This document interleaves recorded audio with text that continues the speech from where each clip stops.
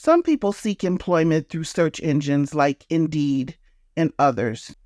Sometimes the best employment opportunities seek us. I was asked if I wanted to take her place. I didn't even hesitate. I went the next week and filled out all the employment applications, and I became a regional coordinator for the Illinois Secretary of State. Matter of fact, I sat in her exact same desk. That's the Illinois Secretary of State Organ Tissue Donor Program Manager, Dan Leitz.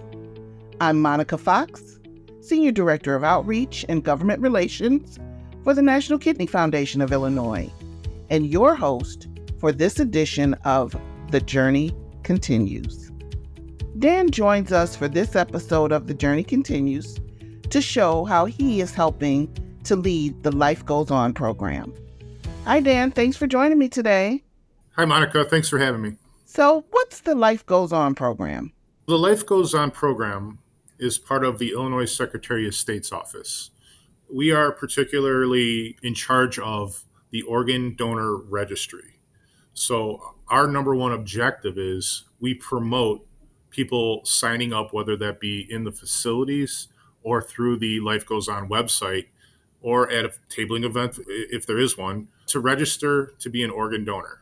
Well, that's very important because there's so many people waiting for organs on the list. You want to tell me a little bit about how this program got started here in Illinois? Believe it or not, the program was started prior to Secretary White taking over. It was started by a former employee of the name of Liz Hager. So Liz Hager was told to find a spot on the driver's license where there would be room in order to put a donor notification on it. This occurred in 1994, I believe, around that time. And it was for a small child in Kankakee, Illinois, that was waiting for an organ transplant. And there was no real way to have a person acknowledge that if they were to pass away, that they would be willing to donate their organs to those who matched. So we did incorporate this. Back then, I think you would just sign the back of your license and have someone witness it. But in 2006, we switched over to something called first person consent. So it's a legal binding decision when you become an organ donor that you put it on your driver's license with the symbol, and it goes into our organ donor registry in Springfield, where it can be checked at the time of death to see if a person was a registered organ donor. And that's when the procurement organization would go and make their next step to match up someone's organs on the transplant waiting list to the person that has recently passed or is about to pass. So it has evolved. We almost had to start the registry over again in 2006 to get everybody to reconsent to this different type of registration. Oh, wow, that's interesting. That would have been a big task. Yeah, so since 2006, we had to start over, and the registry has grown. I think I checked the numbers this morning. We are at 7,823,792 organ donor registrants in Illinois. Wow, that's great. That's absolutely phenomenal to have that many people that are willing to share a life when it's no longer viable to them. It is. Annually, we sign up about 250,000 people per year. That comes out to be about 20 to 20,000 per month that go into the DMV or register through the internet. Over the last few months, our organ donor outreach has really expanded to where we have just been under 30,000 registrants for July and August, 29,339 last month. And I could tell you that we had switched to appointment only at the facilities in September of 2023. As a result of that, there wasn't as much traffic in the facilities. Therefore, there wasn't as much opportunity to register donors. So our numbers were in the high 19,000s, 20,000s up until the end of the year. I know that in March, April, May, and June, those numbers consistently grown. And then when we got to July and August, we hit those record highs. So I'm really happy about how we're registering more people, and those numbers are just going up. I can't wait till we hit that 30,000 mark. So, what's your role in the program? I'm the program manager for the organ donor program. I took the role over at the beginning of the year in January. Prior to me taking over that role, I was the regional coordinator for the Chicago downtown metro area for over 10 years. So I was in the trenches setting up events. I was out there visiting the facilities, putting together everything I possibly could for the last 10 years. And then I recently had the opportunity to become the program manager. Now, one of the things about being a program manager was the way I was thinking when it comes to how we do our outreach. We have about 7 coordinators in Illinois spread throughout the state, but our reach wasn't that big because the coordinators would focus on the town that they lived in or the area that they lived in within 20 miles, and they would do their outreach for there. But they left a large section of the state untouched. So now the programs that I'm coming up with are more geared towards the whole statewide outreach. The first one that I did was in April. It was Organ Donors Are Superstars. And I took the Superstars theme with planets. So my first thought was, I'm going to check out and see how many planetariums we have in Illinois. And believe it or not, we have 21 planetariums throughout the state, and they're all strategically spread through. That So is amazing. 21? yeah, I didn't know that. I didn't know that. And the reach goes all the way from like Carbondale at SIU all the way up to McHenry County. And obviously the number one thought in my head was the Adler Planetarium, which turned out to be the oldest planetarium in North America. So we started there and we brought up this idea for April, which is National Donate Life Month, along with the theme of Organ Donors Are Superstars, which was the Donate Life America theme. And we kind of said, we're going to do an organ donor registration event at every planetarium throughout the state.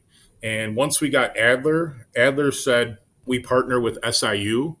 And then everywhere in between, we were in Champaign, Normal, Joliet Junior College has a conservatory in there, McHenry Community College. So it turns out that we were at the majority of them and we partnered with them. So on the day of the eclipse, we were all present and we were all giving away the solar glasses with organ donor registration tables there. It was a really neat event. But that was an example of thinking statewide rather than thinking just do your outreach in your area. So now we have a great relationship with all the planetariums out there. That's awesome. And tell me, how'd you come to work in the Life Goes On program? Prior to me working for Life Goes On, I was a banker. I worked in retail financing. I had met a person in college named Vicky Tulkas who went to Benedictine with me. We were good friends for 4 years, and just like many college students do after you graduate, you kind of go your own separate ways. So, I went out and did my banking career, married, had 3 children. Vicky went out and did her thing. She got a communications degree from North Central College. She did her thing, but we lost contact with each other. After about 20 years from our college graduation, more like 30 years, one of my old college roommates came up to me and I think he called me and said, "Hey, did you hear about Vicky? She's sick." Yeah. I saw the post on social media that she said she needed a kidney. And just as a friendly thing to do, I just told her, I hope you get your kidney. I hope you get better. And she messaged me back and we started having a conversation. And then from there, I found out that she had worked for the organ donor program for Life Goes On for several years. And prior to that, she had worked for Gift of Hope as a coordinator for outreach. And then, the thing happened where she got sick and needed a kidney while working to try and get people organs to, use for transplant. Well, So it was an ironic turn of events. yeah. And, I'm a banker. I don't know anything about organ donation. I'm probably like a lot of people out there. If it doesn't directly affect you, you don't really have a strong conviction for it. So when I found out that she needed a transplant, I was just like everybody else, get on the waiting list and go see when that organ comes, go run to the hospital, get your transplant, and everything will be fine. And that's the kind of way I thought for, as we were just starting to get to know each other. But it turns out, not everybody has that opportunity. So Vicky and I became very, very close. We got to be a couple, and I actually did. I thought for sure that we would move on and get married and live our lives together. We kind of had that transplant thought that we'll do everything after the transplant, but unfortunately the transplant never arrived, and Vicky did pass away in January of 2013.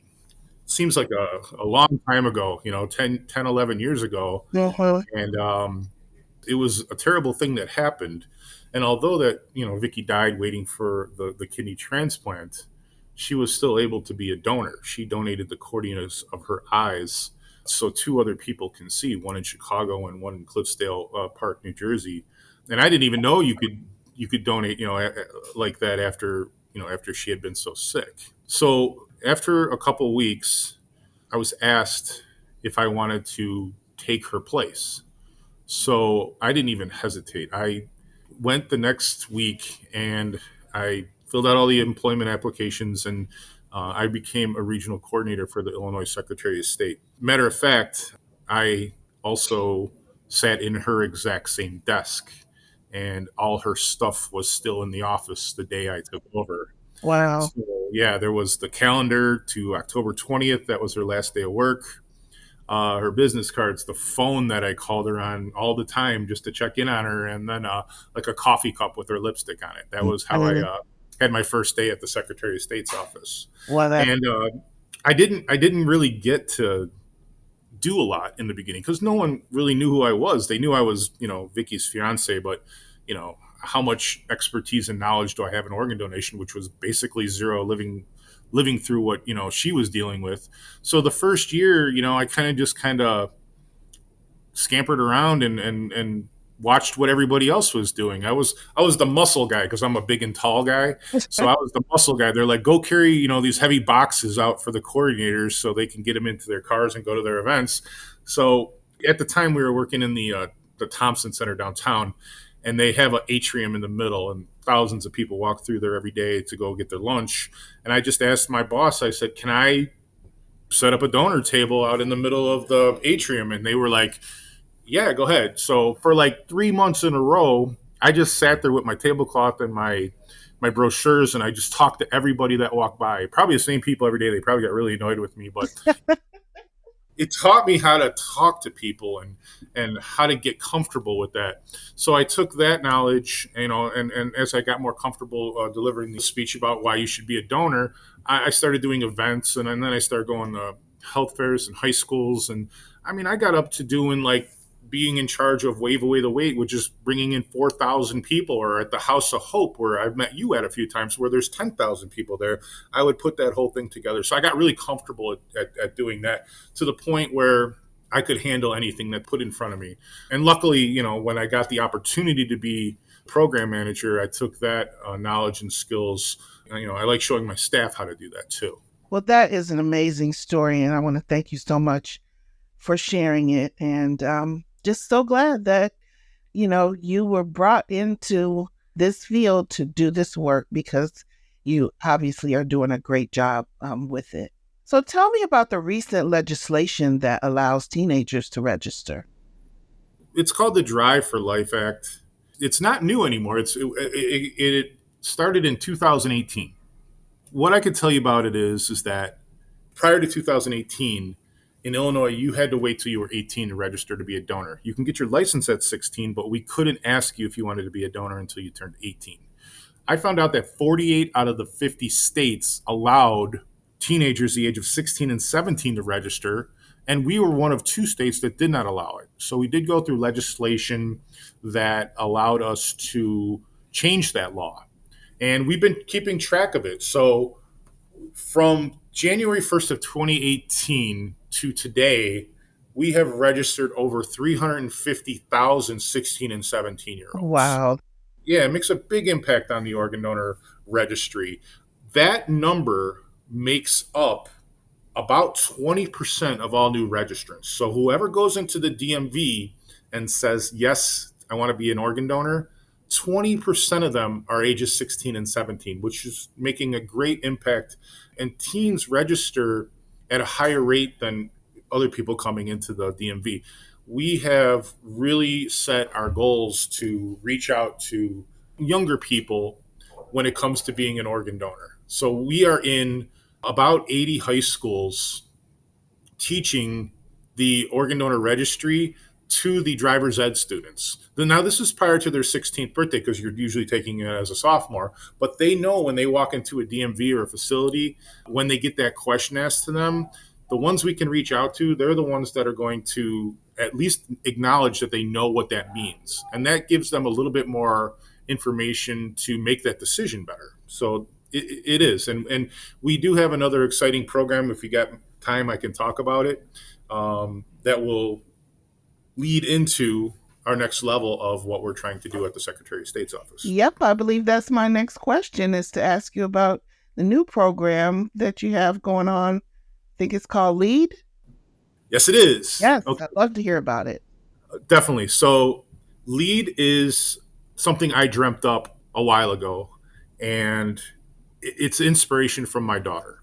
Okay, so my daughter is a senior in high school, and she's in the National Honor Society. She's very smart. She's very community orientated, and I sat down with her and I said, "Let's take a look at what you can do for community service." And there's a list at their high school, and it had something that said, "Go to the food bank and box food for 4 hours," or you can go to Lake Catherine and clean up the weeds for 4 hours. And I was thinking to myself, man, I don't know if that's really something I want to do if I was a teenager, clean up weeds at a lake. So it inspired me to come up for something that a student can do for community services that I have a portion, something I could do with it. So I developed this thing called LEAD. LEAD stands for Life Saving Education and Awareness on Donation. Basically, what we're doing is we're offering valued community service hours to high school students that sign up for this program. Once you sign up for this program, you sign up through a counselor. You can go and do organ donor tabling, or you can do registration tables in your lunchroom, or you can do them at a sporting event, or you can do them inside your community. We give you tons of examples. And what this does is that it teaches a student to talk to other people, how to communicate with your peers, and how to stand up for a cause that means something to so many people. And then we can let them earn up to 20 community service hours, which is, it's a lot. I think most of the National Honor Societies want you to get between 30 and 40 hours. And what we're going to do is we're going to incorporate our DLI partners that need help, that need volunteers. It seems like we always have these great ideas, but we don't have enough staff to cover them. So what I'm trying to do is I'm trying to get as many high school students that want to get community service hours the opportunity to volunteer at our events, whether it be at the 5K or the kidney walk that we do every year, or if it's at an IHSA sporting event. We always need more hands on deck. Now, this will give the students time to talk with other members of the organ donor community, and it will teach them, this is how you put together an event, and this is what you need to get done. So LEAD is going to teach high school students how to get their community engagement efforts done, and it's going to help out all our DLI partners by giving extra people out there that are willing to do this job and willing to promote the community. That's amazing. I love that program, and I think it's going to grow exponentially and really help all across the board. I hope so too. I think it's a good thing. So you're also the co-chair for the Donate Life Illinois Committee. And you've mentioned a couple of things, but what are some of the other exciting things that the Donate Life Illinois Committee is doing to raise awareness about organ donation? DLI, Donate Life Illinois, is a collaborative of all organizations throughout Illinois that have ties to organ donation. The place that you work, National Kidney Foundation, we got Gift of Hope, Mid-America Transplant, Eversight. All these organizations work together to promote organ and tissue donation. And the whole point of DLI is that the reach gets bigger if we combine all the organizations' efforts together. I can't do large events in certain portions of the state because we don't have enough personnel down there. But I can team with other organizations that will help me be able to do these events that we couldn't do. So not only does it provide resources with funds, which are very important because we're all limited to what we can spend. The DLI fund allows us to do this, but it also helps with personnel. So I can do things in areas that I couldn't reach just through the Secretary of State. A couple of the initiatives that I think that are really, really good. Number one, I've always believed in the IHSA events, the Illinois High School Sports Association, where we do the basketball, baseball, wrestling. So we'll go out there and have organ donor registration tables at all these state events. And it's great because a lot of it is in central Illinois where we need to do more outreach on. So we'll have our people in Peoria and Champaign be able to go out to those events. And we also do the baseball ones out in Joliet. So that is an example of IHSA is reaching our target audience, which is teens. It is statewide, so it's not just based in Chicago and it's not just based in Springfield. It's based all throughout the state, and it reaches schools throughout the state. So that is, I think, an excellent example of what DLI represents. Now we also do the podcasts that you so graciously host. I think these are great for hitting a selective audience. We do health fairs that we couldn't do normally on a larger scale, and then we do organ donor awareness events. So at last month's Windy City Thunderbolt game, we had 250 people that had ties to organ donation attend the baseball game, and that's just more opportunities for us to get volunteers and people that want to send a message out that might not have the ability to because they don't know where to go. So by putting all these people together, now I have 200 people that are willing to speak at my school events or at my health fairs that I wouldn't have before. So DLI is a great tool to bring people together, to bring organizations together. And I think that's why it's so successful. So you're so creative, Dan, and you've come up with so many different things. I just wonder, at this point, what are your hopes for the future of the Life Goes On program? The way I'm looking at this is the high school organ donor registration program that we present in driver's ed classes is very useful. If we're in 80 schools between all of us and we reach 30 kids in a class and there's 6 classes per day, that's a lot of people that we're reaching. The thing is that we can reach them, but they're not registering at this moment because they're not 16 yet. They're still going through that, and they'll remember when they get their license. But my goal of the LEAD program is to not only have the sophomores that are in driver's ed go out and do this community service, but the juniors and seniors, because they're going to need that for their college applications. And when you're a junior and senior, you're over 16, so you can actually, register to be a donor on there. So that's kind of, the next level that we're doing. And the beauty of it is that we don't have to do this in person.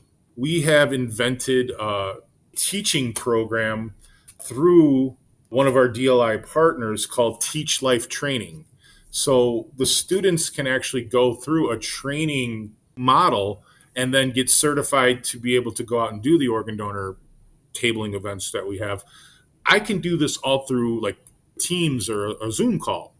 I don't have to be there to do this. So the best example as I had is our LEAD program went live and it was fast. I mean, they put that thing together really fast. We did the press conference at Walter Payton College Prep, and that night, I got my first inquiry from LEAD because it was on the website.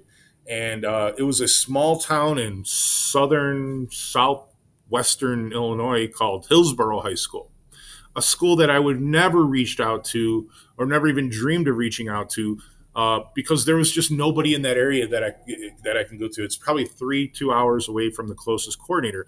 But I can make this work through the LEAD program now that they can do it all virtually. I'll have the counselor get on the phone and the interested high school students get on the phone, and we can all work together over a conference call. It's going to expand our outreach larger than I ever could.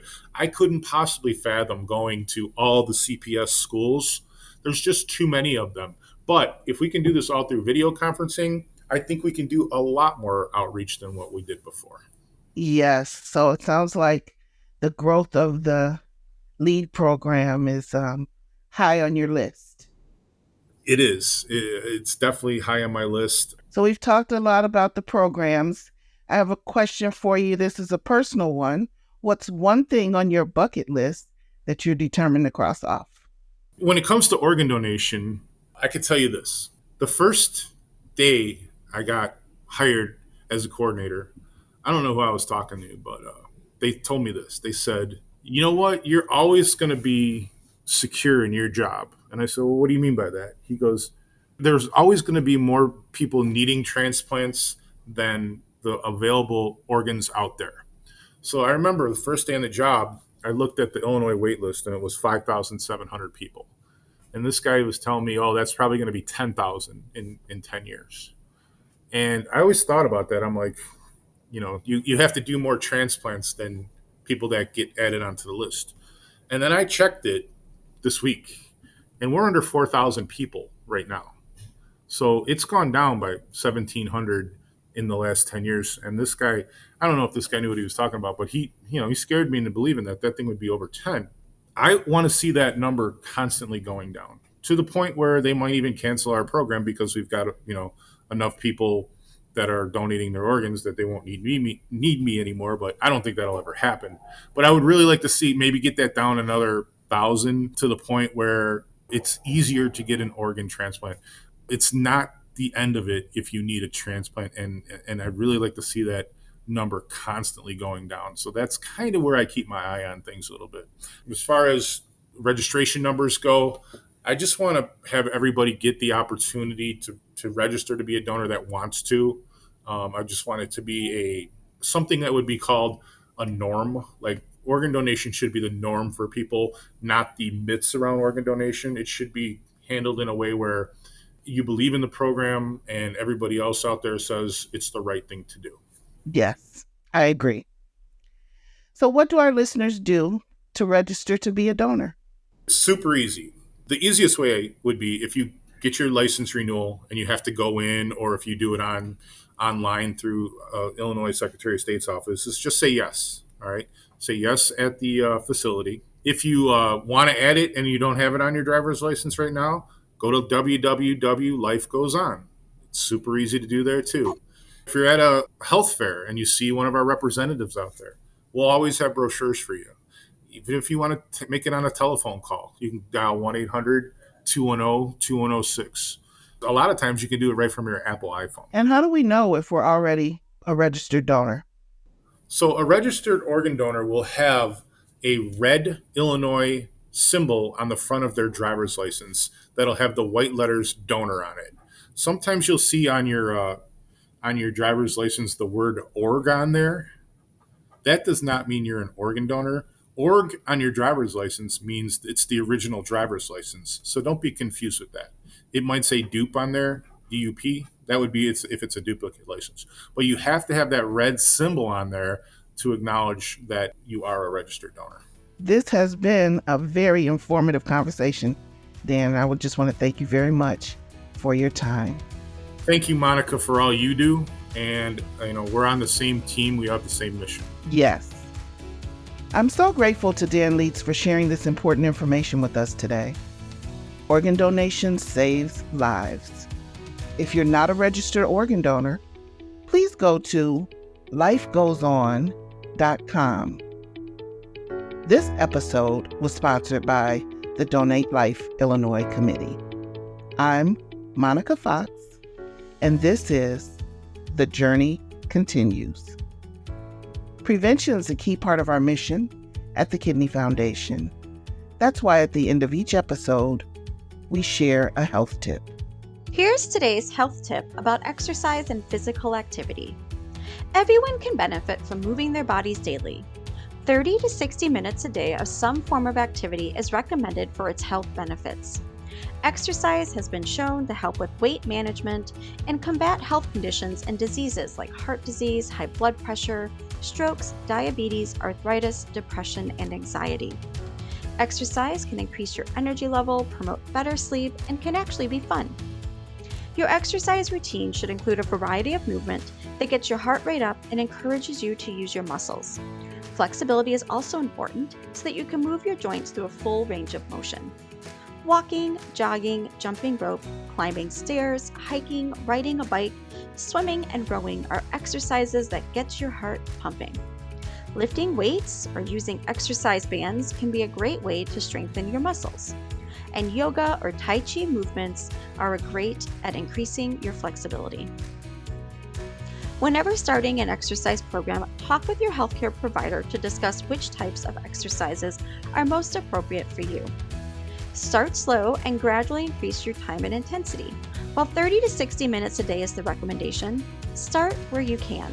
Maybe it's 10 minutes a day, and continue to work until you get to the goal of 30 to 60 minutes.